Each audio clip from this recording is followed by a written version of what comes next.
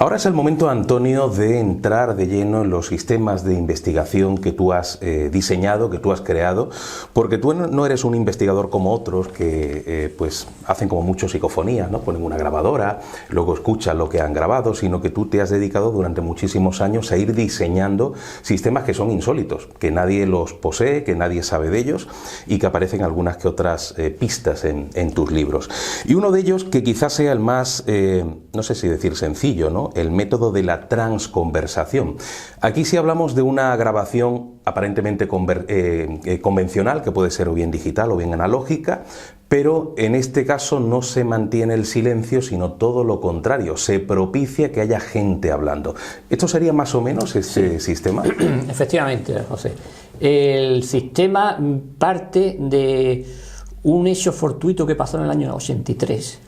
Estando yo, bueno, en la casa de mi primo hermano y otro muchacho, intentamos hacer una parodia de un programa de radio, y entonces aquello se grabó, lo grabé yo, y cuando yo por la noche escucho esa parte que grabamos, ¿no? En plan así de humor, pues observo que en una parada que yo estaba, que yo me callé en esta grabación, pues aparece un hombre, parece ser, por lo menos la voz, el tono era de hombre, que dice un griego, algo así, ¿no?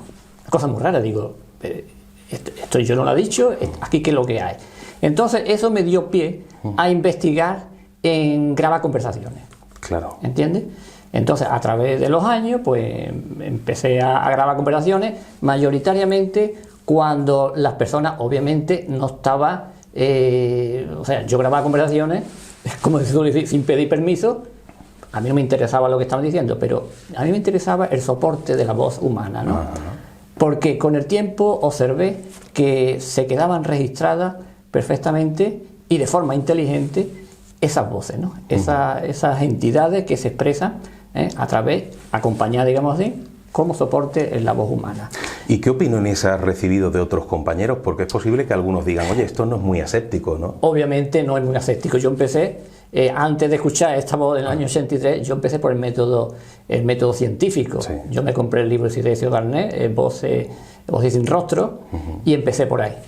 Pero observé que por ahí no se, o sea, por ese método no se cogía las mal llamadas psicofonías, ¿no?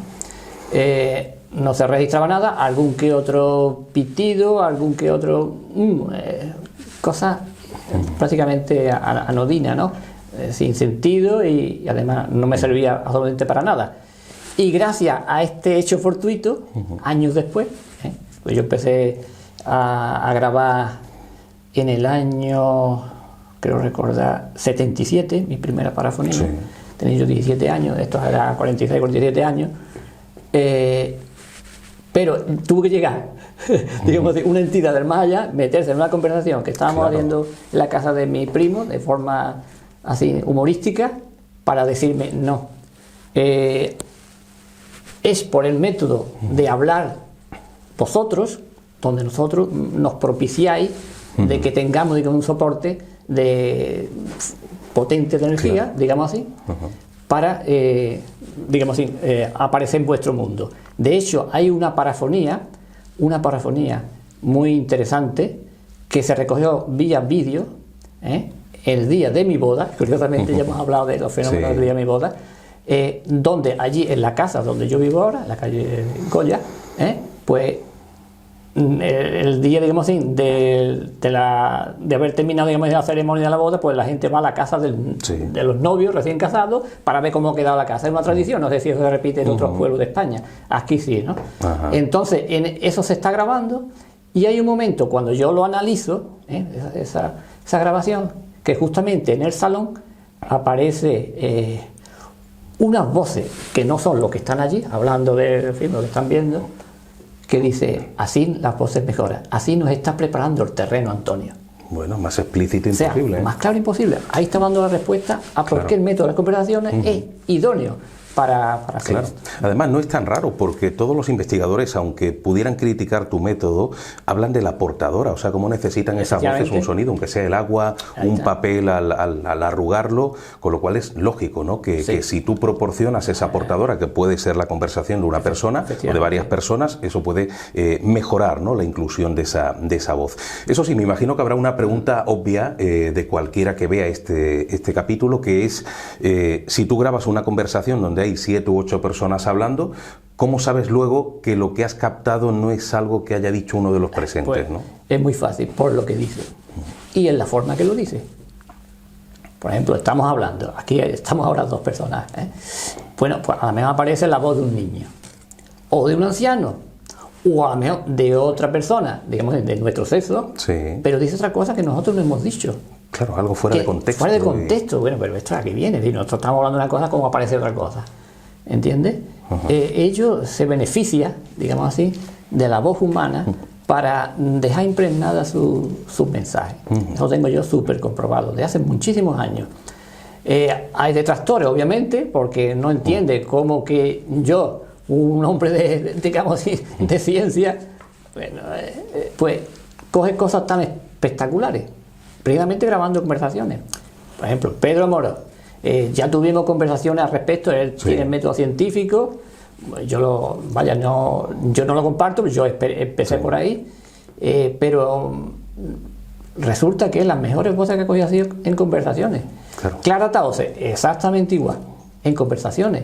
O sea, hay muchos casos que se recogen, las voces, se aprovecha de nuestras voces, valga mejor dicho, y deja impregnado, digamos así, la cinta, sea magnética, sea digital, sea lo que sea. No sabemos exactamente cómo se introduce en nuestro mundo. Pero ahí está la prueba, digamos así. Como que una máquina deja algo registrado que no aparece, que se mete en la conversación como opinando, como otra persona más. Y es que no se entiende, no se entiende por ninguna manera, ¿no? Me gustaría que de cada uno de los métodos que toquemos pongamos un ejemplo, ¿no?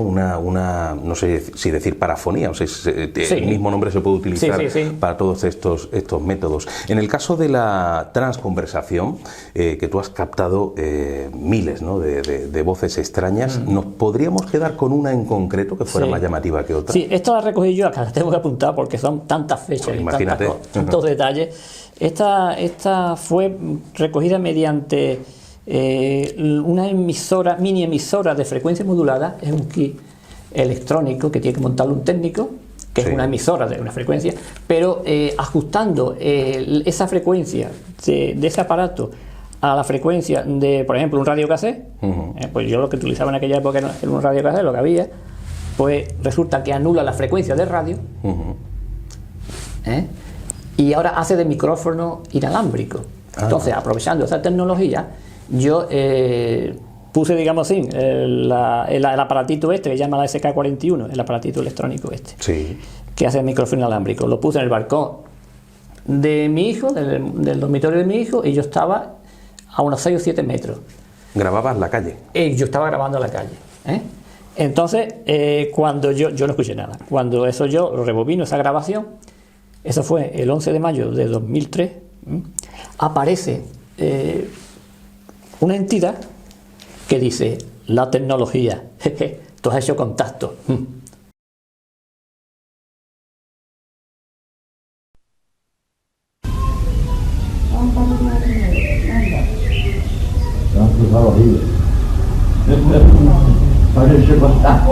¿Cuál es, aunque era la viñeta? En la calle nadie sabía que yo estaba grabando. Claro. Y nadie iba a decir eso. No es una conversación o una frase muy normal. Exactamente, porque entre otras cosas, ese aparato no estaba a la vista de nadie, ni sabía que yo estaba grabándole, digamos, a ellos. Entonces, ¿qué pasa ahí? Claro. Lo que pasa es que ellos saben cuándo se le está grabando y cuándo no. De hecho, hay un registro que no lo vamos a poner. Este sí lo vamos a poner. Esto es muy interesante porque ponen en manifiesto que mediante la tecnología se puede llegar a un contacto interdimensional, digamos. Claro. Pero hay otro registro muy curioso, cogido también por la emisora esta, que yo haciendo una prueba técnicas sobre ese aparatito, me lo puse aquí en el bolsillo derecho. Eso fue en otra ocasión, años antes, en la casa de mis padres. Me lo puse en el bolsillo y digo, voy a ver hasta dónde llega este micrófono inalámbrico. Según las especificaciones técnicas, llegaba a 50 metros de distancia. Entonces yo fui andando por la calle y total, termino la grabación, vuelvo y analizo toda la grabación a ver hasta dónde llegaba. Y en un momento dado del transcurso de mi andar por la calle y no había nadie en la calle, se escucha, se queda grabado, registrado, la voz de un muchacho joven que dice, atención, en el bolsillo derecho, en el bolsillo derecho. Está claro. Madre mía. Que ya sabía que yo le estaba grabando, lo iba a grabar. ¿Y dónde tenías además Y lo tenía en el bolsillo derecho, el aparatito. Curioso. O sea, más claro, agua. Claro. Lo que pasa es que estos dos ejemplos que has puesto, en realidad no vi una conversación de fondo, sería un poco el sonido ambiente, ¿no? Exactamente. Pero ellos saben, digamos, a quién hay que darle y a quién hay que quitarle. Claro. Lo saben. Entonces yo lo tengo comprobado. O sea, yo no me considero, digamos así, un iluminado, un especialista, digamos así, no, o sea, yo doy ejemplo, los que ellos me dan, a través de los instrumentos y a través de todos los años que llevo investigando, ¿no? Claro. ¿Qué se ha recogido más? Sí, yo tengo prácticamente de todos los instrumentos. Por todos los instrumentos conocidos tengo registros de ellos. Pero hay personas incluso dentro del campo de la investigación que eso no se lo cree. Pero allá ellos, yo los tengo, ahí está, en las pruebas, ¿no? Sí, desde luego. O sea que... Vamos a conocer ahora otro método que yo creo que va a sorprender también bastante a aquellos que no te sigan, ¿no? Los que te siguen saben perfectamente que es algo ya casi mítico, ¿no? El intercomunicador, o sea, como por medio de un intercomunicador, que es un aparatito o dos aparatitos, ¿no? Que conectan dos habitaciones, dos lugares diferentes, también has conseguido que esas voces del otro lado se cuelen ahí. Bueno, has conseguido, ¿no? Ellos han querido enviarte ese mensaje. Exactamente, ¿no? Ellos aprovechan la tecnología, nuestra tecnología. Y le da a uno y a otro le quita, como yo digo. Entonces, aprovechando esa tecnología, concretamente el 16 de noviembre de 1992, yo soy delineante y estaba en el estudio de mi hermano, que es arquitecto. Estamos aquí en Pantaleón, en la Lorier Grande, ahí teníamos nuestra oficina, y justamente a las 8 de la tarde, curiosamente, 5 días antes, mi hermano había escuchado a través del intercomunicador, que es un aparatito, digamos así, que pone en comunicación dos estancias, se enchufa la luz, eso actúa en dos frecuencias, o sea, ahí no se puede poner interferencia alguna posible, porque entonces la fábrica o el fabricante iría a la ruina de la noche a la mañana. Entonces, 5 días antes, como digo, el 11 de noviembre del 92, mi hermano registra esto y me llama a su despacho. Antonio, ven para acá. Digo, ¿qué? Dice, hace poco tenéis un encendido y ha aparecido unas voces aquí hablando, pero ¿esto lo es? Digo, yo no lo sé, yo me quedé igual que él, digo, no lo entiendo. Entonces yo ya mosqueado, digo, voy a intentar de que no me coja de improviso y voy a intentar grabarlo. Y 5 días más tarde pude grabarlo. ¿Y qué grabo? Pues una conversación de casi 9 minutos, ininterrumpido, y en esa conversación aparecen cosas. Yo estaba grabando y estaba asustado, porque había cosas que yo creía que me habían hablado a mí, y después lo comprobé y efectivamente me estaban hablando a mí, y muchas más cosas. Entonces, la grabación que vamos a poner va a ser un fragmento de esos 9 minutos, aproximadamente vamos a poner 30 y tantos segundos, pero ahí se pone de manifiesto que aparecen unas voces en este caso como de niñas, que está hablando entre ellas como de un 10 o 12 años, está hablando así como en plan de medio cachondeo, medio fin, como cosas de la edad, ¿no? Y en un momento dado dice una, yo me llamo Nateriana. ¿De qué Nateriana? Nateriana. Y dice una voz en off, hadas. Como si fuera un narrador. Exactamente, un narrador que narra esa secuencia, digamos así, extraña.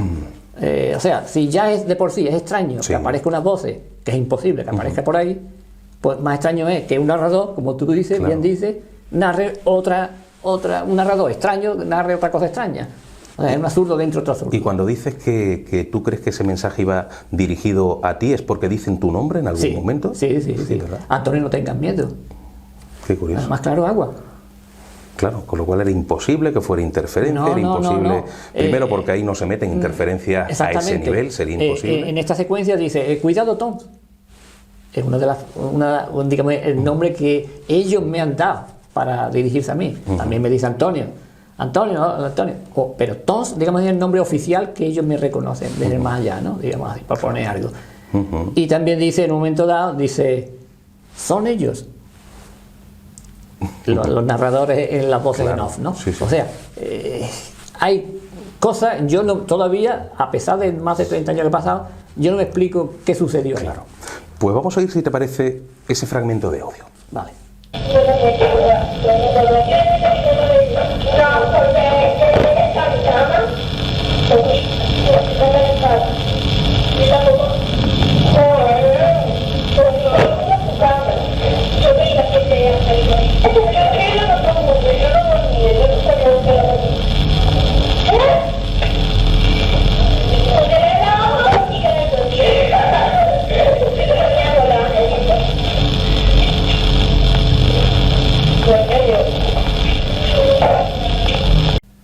Acabamos de escuchar algo que es insólito y me gustaría preguntarte, cuando tú has compartido estos audios y esta historia en conferencias o con otros compañeros, ¿qué te dicen? Porque claro, ellos están habituados a grabar una psicofonía en la que suena un susurro, una palabra y de pronto una conversación tan larga.